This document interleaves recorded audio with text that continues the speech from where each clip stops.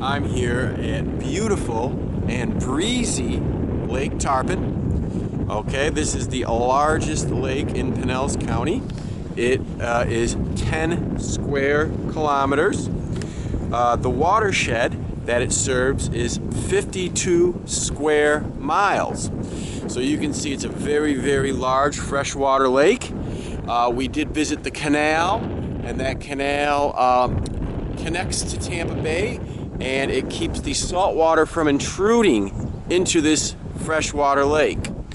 The lake is characterized by emergent vegetation along the coasts.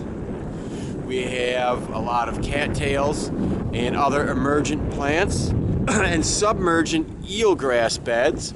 You can see at the boat ramp some of the eelgrass is washed up.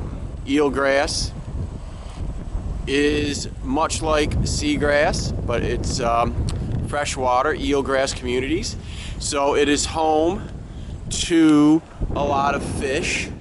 The freshwater fish include largemouth bass, bluegill, the red ear sunfish called shellcracker, crappie, and shad are the main bait fish.